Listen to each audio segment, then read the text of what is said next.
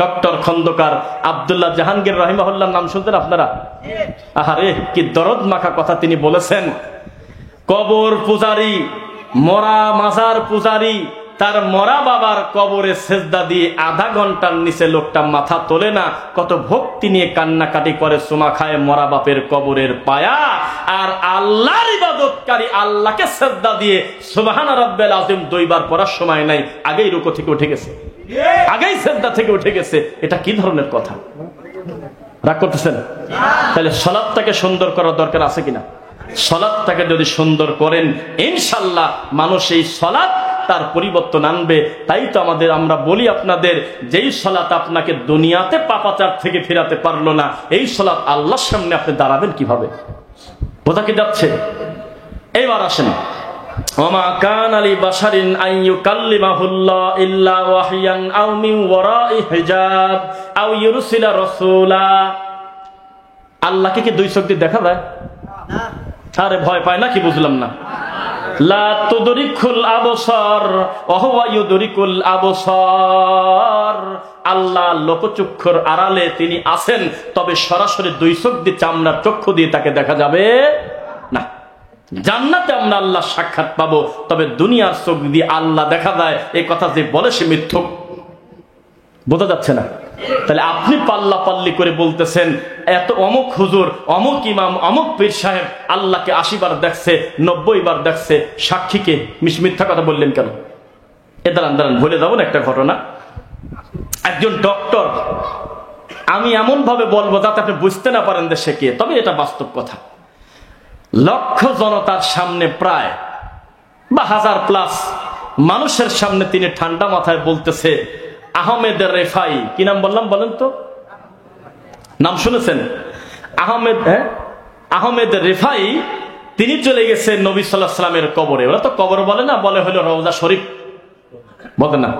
রওজা শরীফে গেছে, যায় নাকি নবীর সামনে দাঁড়িয়ে বলতেছে, হে নবী, আমি যখন দূরে থাকতাম তখন হাজার হাজার কিলোমিটার ফাঁক থেকে আমি আমার রুহুটা পাঠিয়ে দিতাম, তিনি আপনার কদম চুমা দিয়ে যেত। মানে কথার সাইজ দেখছেন তো? যেহেতু আমি এখন দূরে নাই, আমি সরাসরি আপনার লাশ, মানে আপনার সামনে, আপনি আমাকে এখন এমন একটা সুযোগ দেন, আমি আপনার হাতে চুমা খাই তারপর যাব। তখন নাকি আল্লাহর নবী কবরের ভিতর থেকে হাত বের করে দিয়েছেন। হুজুর দেখছে কিনা? কয় যে 90,000 হাজি। সে 90,000 এখন গুনবে কিনা, সে কবে দেখছে আল্লাহ জানে। আখেরি জামানার ডেট দিয়ে দিয়েছে। হুজুর দুই একজন বড় মানুষের নাম নেন তো, কয় যে আব্দুল কাদের জিলানী নিজে দেখছে। নাউযুবিল্লাহি মিন যালিক। এত বড় নোংরা কথা, এত বড় খারাপ কথা, এত বড় মিথ্যা কথা, এত বড় ধোঁকা আপনি আমার রাসূলের সাথে করতে পারলেন? নাউযুবিল্লাহি মিন যালিক। জীবনে আবু বকর, ওমর, উসমান, আলী রাদিয়াল্লাহু আনহুম আলাইহিম আজমাইন কেউ যদি বলে আমি যত নবীকে ভালোবাসি আবু বকর তত ভালোবাসে নাই, সে মিথ্যুক। জান্নাতে নবীর পরে সবচাইতে আগের সিরিয়ালের হকদার সাহাবীদের ভিতরে এই প্রথম 4 জনের সিরিয়াল, ঠিক কিনা? এই 4 জন নবীর মরার পরে কতবার কবরের পাশে গেল, সালাম দিল, আসলো বিভিন্ন কাজে, কোনোদিন নবী হাত বের করলো না। জীবনে কোনোদিন কেউ বর্ণনা করলো না আমার নবীর লাশ দাফন করার পরে 3 দিনের দিন নবী স্বপ্নে এসে আমার কপালে 3টা চুমা দিয়ে গেল। আর এ লোক কয় কিরে, এ পাগল ছাগল গেছে তার কবরে। আমি পাগল ছাগল বললাম কারণ এই সমস্ত লোকের কোনো আকীদা, মানহাজ, বিশুদ্ধ কোনো তাওহীদের জ্ঞানী নাই। এইরকম একটা লোক নাকি নবীর হাতে চুমা দিল, কবর থেকে হাত বের করে দিল, এমন একটা কথা মানুষ শুনে বলতেছে আল্লাহু আকবার। নাউযুবিল্লাহ বললেন না? তাহলে বিচার একদিন হবে কিনা বলেন? রাসূল সাল্লাল্লাহু আলাইহি ওয়াসাল্লামের নীতি আদর্শের বাইরে চললে ফলাফল জাহান্নাম। আউযু বিল্লাহি মিনাশ শাইতানির রাজিম। মা আতাকুমুর রাসূল ফাখুযু ওয়া মা নাহাকুম আনহু ফান্তাহু। এই একটা আয়াত যদি কোনো হুজুর মানুষ যদি মাথায় নিয়ে ইমামতি করে, মরা পর্যন্ত মিলাদ পড়ে খাবে না, প্রয়োজনে ভ্যান চালা খাবে। এই একটা আয়াত যদি সে মাথায় নিয়ে 24টা ঘন্টা চলে, জীবনে ধর্ম ফাঁকি দিয়ে মানুষের খাবার খাবে না, প্রয়োজনে অটো চালিয়ে খাবে, তাও নবীর প্রতি মিথ্যা কথা, জাল হাদিস প্রচার করবে না। আমার নবী যেটা দিয়েছে সেটা গ্রহণ করো, তিনি যা থেকে নিষেধ করে তা থেকে বিরত থাকো। এটাই হলো ইসলামের একটা বড় সূত্র। কে কার কথা বিশ্বাস করে? চতুর্দিকে চলছে নবীর প্রতি মিথ্যাবাদ দেওয়া, চতুর্দিকে চলছে নবীর প্রতি গালিগালাজ করা। যে যেভাবে পারে আমার রাসূলের প্রতি অপবাদ দিচ্ছে। নাউযুবিল্লাহি মিন যালিক। আরো কিছু জাল হাদিস বলবো নাকি? আরো কিছু সমাজে প্রচলিত, একটা বাটনওয়ালা ফোন দিলে সময় দেখতেন, একটা ফোন দেন, এমনি টাইম দেখি। ও আচ্ছা, আমরা সচরাচর আমাদের যত বক্তব্য অনলাইনে দেখবেন 1 ঘন্টা 2 মিনিট 5 মিনিট 7 মিনিট 11 মিনিট। তবে আমরা আশা করতেছি 12টা পর্যন্ত আপনাদেরকে বসিয়ে রাখবো। কষ্ট হবে ইনশাল্লাহ? লিল্লাহি তাকবীর।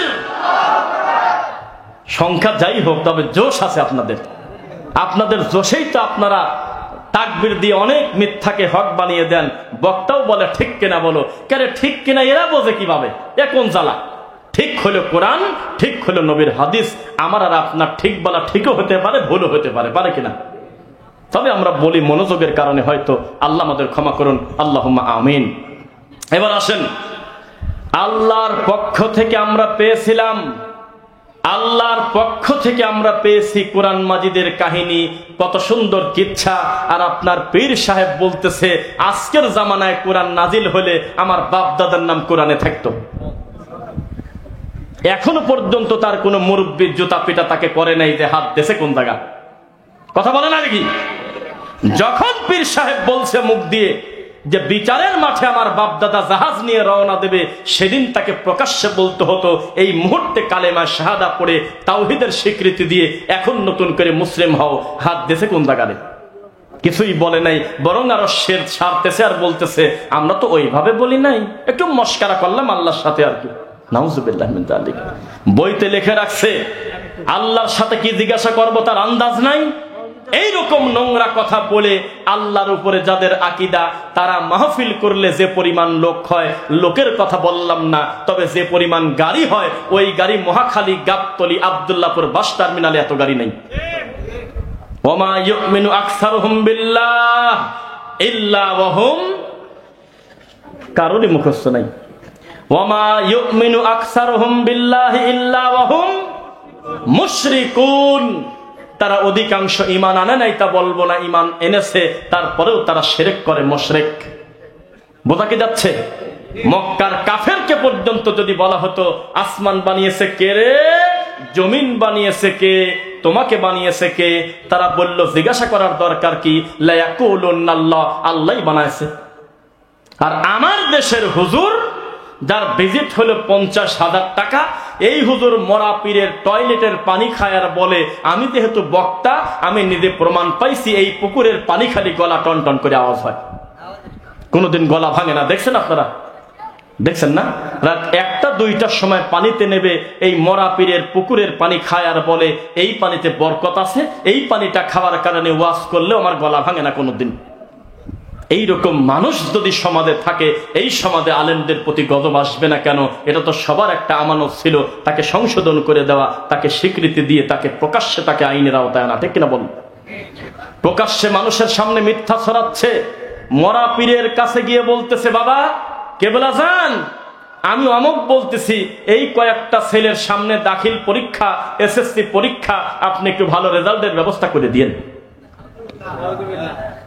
এই কথাটা বলতে হতো কার? কাকে বলতে হতো? আল্লাহ। অথচ বলতেছে একটা মরা মানুষের কবরে গিয়ে, একটা পীরের কবরে গিয়ে বলতেছে আপনি এগুলো ব্যবস্থা করে দিয়েন। বলেন নাউজুবিল্লাহ।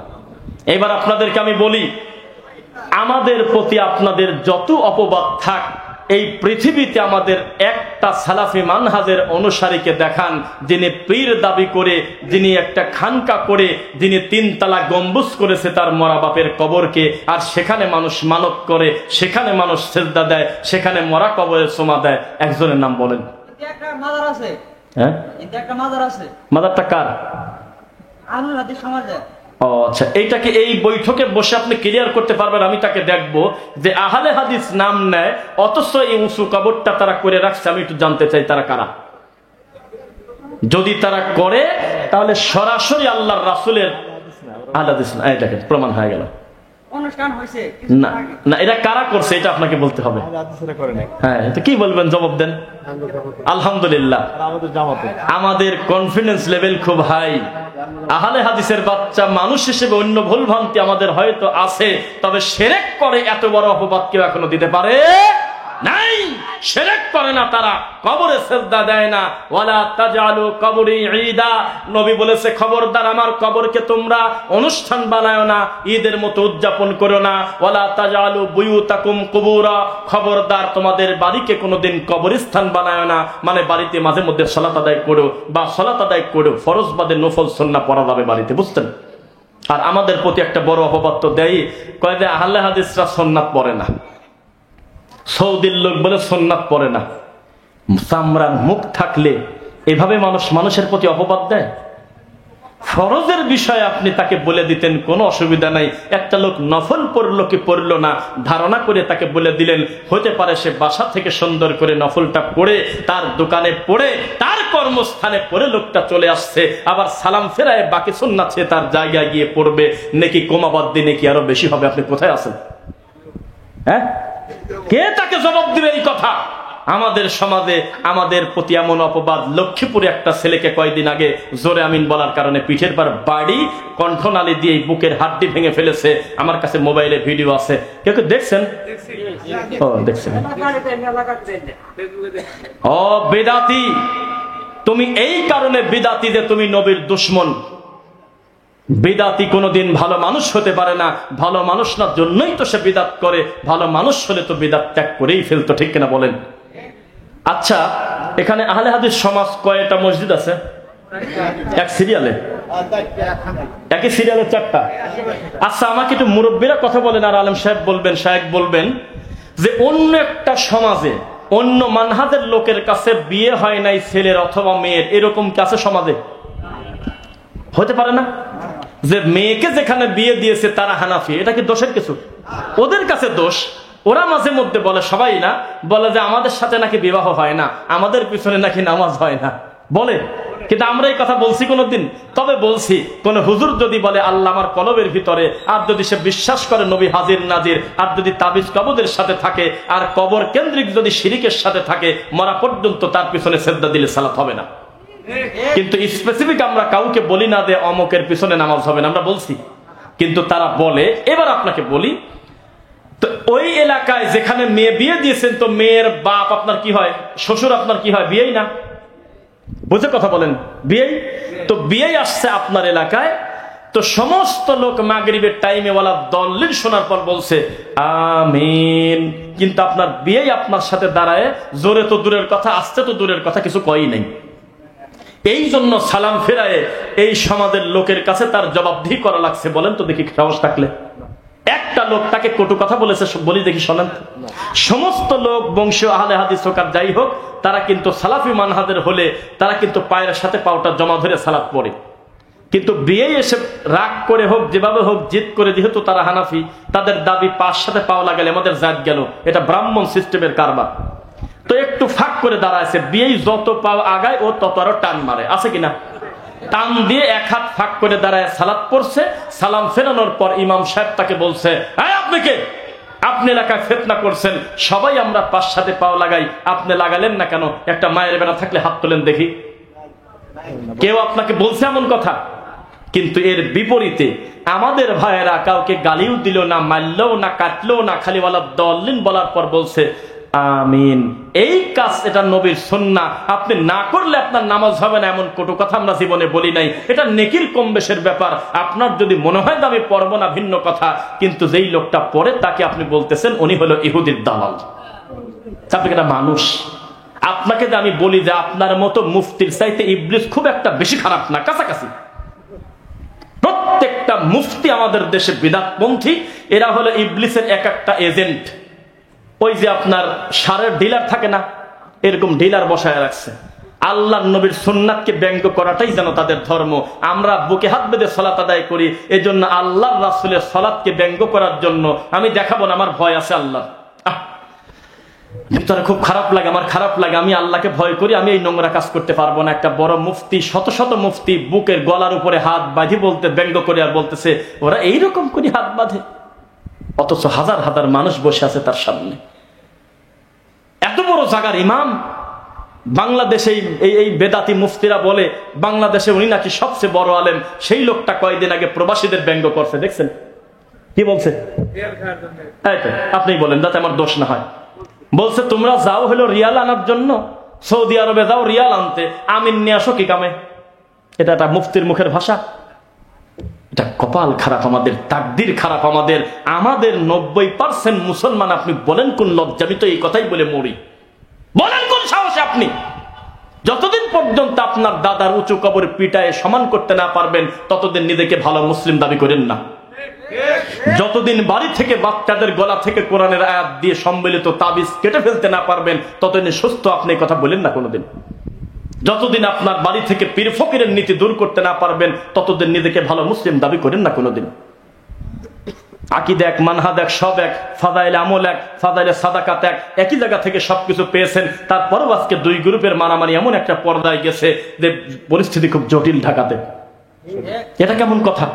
এখানে আবার কোন আহলে হাদিস আপনাকে মারামারি লাগাইছে? কেউ তো কিছু বলে নাই, তাহলে আপনারা মারামারি করতেছেন কেন? এই গ্রুপ আর এক গ্রুপকে বলতেছে ওরা যদি ঢোকে তাহলে কিন্তু আমরা সরকারকে পতন করে দেব। বিষয়টা কি? এজন্য আমরা বলি কোরআন হাদিস দিয়ে তাবলিগ করবেন, এই তাবলিগ হলো ফরজ, তবে শর্ত হলো কোরআন দিয়ে আর রাসূলের হাদিস দিয়ে তাবলিগ করতে হবে। বোঝা যাচ্ছে নাকি? কোনদিন আমরা বলি নাই যে মসজিদে থাকো কেন, কোনদিন আমরা এই লোকটাকে, নিরীহ মানুষকে অকারণে কটু কথা বলি নাই। তবে বলেছি ভাই, এর ভিতরে যে জাল হাদিস আছে এটা প্রচার করা যাবে না। কুলুপ ধরে খক খক করে কেশে 40 কদম হাঁটলে নেকি হবে না। যদি একটু হাঁটতে হয়, যদি একটু মনে হয় যে আমি ঘোরাফেরা করব, একটা ভদ্রলোকের বাচ্চা কোনোদিন এই রাস্তার সামনে কুলুপ ধরে খক খক করে কাশে আর 40 কদম হাঁটে না। পবিত্র পানি থাকলে আর কিছুই লাগে না। এরপরেও যদি টিস্যু ধরতে চান, একটা সুন্দর এরিয়াতে পর্দা নিয়ে টয়লেটের ভিতরেই ঘোরাফেরা করেন। কত মেয়ে ছেলে পেলে স্কুলে যাচ্ছে, কত ভালো মানুষ চলাফেরা করতেছে, ভদ্রলোক, আর আপনি হাঁটুর উপরে কাপড় তুলে খক খক করে কাশে। আল্লাহ, আমি যদি মিথ্যা বলি, তুমি এতগুলো মানুষের সামনে আমাকে বিচারের মাঠে বেইজ্জত করবেই তো, অন্যায় করলে তো তুমি করবে, এর থেকে আর বড় কথা হয় না। আল্লাহর কসম, এই কুলুপ ধরে এই পার্টির হলো এই 40 কদম হাঁটাহাঁটির তালে পরে গত কয়দিন আগে আমি মাগরিবের প্রথম রাকাত মিস করছি, ফরজ। কোন সিরিয়াল নাই, কিচ্ছু নাই, আমার চোখের সামনে মুরব্বী বাবাদি পেশাব করতে ঢুকছে। আমি আরামে বসে আছি যে কেবল একামত শুরু হচ্ছে। কি এমন সময় সুন্দরভাবে এশার সালাতে, আমি তো লম্বা টাইম, উনি কেরাত পড়বে, উনি বের হবে, আমি পেশাব করবো, পানি খরচ করে ওযু করে আরামে দেয়, অন্তত আমি ইনশাল্লাহ রুকু পাবো। কেবল একামত শুরু হচ্ছে, এখনো কিন্তু সালাতেও দাঁড়ায় নাই, কিছুই না। তখন এই মুরব্বী পেশাব করে উঠলে মন করছে আমি ঢুকবো, দাঁড়ায় না, ওখানেই ঘরে কুলুপ ধরে ধরে আর খ্যাক খ্যাক করে, আর হলো পাও মাও এরকম হুস হুস করতেছে। ডক্টর মসলিউদ্দিন খালি বলে যে যতই কত ততই মতো। মানুষের শরীরে তো আল্লাহ সুবহানাহু ওয়া তাআলা কর্তৃক এটা তো পানি দিয়েই পূর্ণ করে দেওয়া আছে, অধিকাংশ পানি। এত ঝাঁকাঝাঁকি করলে পানি পড়বে নাকি মধু পড়বে? কোথা বন্ধ করে দাও, মোতা বন্ধ হয়ে যাবে। আর নবীর কথা যদি অনুসরণ করো, রাসূল বলেছে ওযু করার পরে ভেজা হাত দিয়ে পবিত্র পানি নিয়ে একটু লজ্জাস্থান বরাবর পানি ছিটায় যদি আশহাদু আল্লা ইলাহা ইল্লাল্লাহ এটা পরে যদি তুমি শেষ করো, আল্লাহুম্মা জাআলনি মিনাত তাওয়াবিন ওয়া জাআলনি মিনাল মুতাতাহহিরিন, জান্নাতের 8টা দরজা খুলে গেছে। সুবহানাল্লাহ! কি যে জ্বালার জ্বালা! আমাকে চেনে না, চিনলে আমি বড় কেউ তা না, তবে আমাকে চেনে না। আমি ওযু করে আপনার পাও ধুতে গেছি, একটা মুরব্বী আমাকে খালি খোঁচায়, সরাসরি কিছু কয় না। তা আমি দেখলাম যে কিছু বলে না, মুখ দিয়ে ব্যাপারটাকে, তার মানে ওইরা কোনো ফুল পাও ধোয়া হয়নি। তো ওদের আবার মেড ইন চায়নার একটা হাদিস আছে, সেই হাদিসে একটা কথা বললে একটা ফেরেশতা বলে চলে যায়, 4টি কথা বললে 4টে ফেরেশতা চলে যায়, ওযুই বলে তার চলে না। তো এই জন্য চুপ করে খালি খোঁচা। আমি আমার অপরাধ, আমি হাতের দিক তাকালাম, দেখি আমার হাতটা ঠিক আছে, দাড়িটা মোটামুটি ভালোই ভিজাইছি। উনি নিষেধ করে কেন? পাও ধোয়া শেষ হওয়ার পর করছে, ঘাড় তো মাসে করলেন না, এরকম তো টান তো দিলেন না, এরকম টান। আমি বললাম এই টান তো নবী শিখায় নাই। তখন আমাকে ডাইরেক্ট বলতেছে তুমি তো ওহাবি। এইটাই আমাদের হুজুররা তার মাথার মধ্যে ঢোকায়। 30 বছর ধরে কোরআন পড়ে কসু শেখে না, 40 বছর পরে বুখারি পড়ে বুখারি খতম করে জিলাপি খায়। বুখারি খতম করেই বলতেছে জোরে আমিন বলে ইহুদির দালালরা, আমি মানুষ নাকি এটা কি পায়জামা নাকি, এটা কি মানুষ? 40 বছর বুখারি পড়লো পড়ালো, আর মরার আগে বলতেছে আমরা নাকি আমেরিকা থেকে প্রতি 500 করে টাকা পাই। এইভাবে একটা মানুষের খাটো করে? এইভাবে বেইজ্জত করে। জীবনে কোনোদিন আহলে হাদিস সমাজ একটা লাঠি নিয়ে কোনোদিন যদি গিয়ে হানাফি ভাইকে যদি কষ্ট দেয়, সবাই যদি আপনার পক্ষ থাকে, আমি আমার এই ভাইয়ের বিপক্ষে গিয়ে বলবো, আপনার কত বড় সাহস, আপনি আমার আর এক ভাইকে কষ্ট দিতে যাচ্ছেন। আমাকে এই দায়িত্ব দেওয়া হয় নাই যে মানুষকে লাঠি পেটা করো, মানুষকে গালাগালি করে তাকে দিন প্রচার করো। আমি প্রচার করে যাব, ভালো মন্দ মানা না মানা তার ব্যাপার, তবে যে ব্যাপারে শক্ত সে ব্যাপারে শক্ত বলতেই হবে। সুদের ওয়াজ কোনোদিন কানে হাত দিয়ে, ও আমার সোনারা বাবারা সুদ খায়ও না, এই কথা দেয়। সুদের কথা বলতে গিয়ে এমন ভাবে বলতে হবে, মনে হবে যে আমি বিষ খায় মরে যাবো, তাও আমি সুদ খাবো না। এত বড় পাপ, এত বড় পাপ, আমি সুদ খাবো না। আর আমাদের দেশে কানে হাত দি কারণ ছাড়াই খালি কাঁদে আর হু হু করে কাঁদাকাটি করে। লোকজন বলতেছে মনটা ভরা দিয়ে গেছে, কয় কি ওয়াজ করছে রে, কয় তা জানেন। শাইখ আব্দুর রাজ্জাক বিন ইউসুফ হাফিজাহুল্লাহ একটা বক্তব্যে বলছে যে উনি নাকি একটা জায়গায় ওয়াজ করতে গেছে, বক্তব্য যখন 1 ঘন্টা প্রায় হয়ে গেছে, তখন মহিলা পোশাক করতেছে, এ বক্তা ওয়াজ শুরু করবি কোন সময়, খালি তো গল্পই করে। ওয়াজ মানে হলো কানে হাত দিয়ে মিথ্যা কথা বলে কাঁদবি। ওরে জাবেরের ছেলেরা, আয় রে আমার বুকে আয়। একজন আরেকজনের জবাই করছে।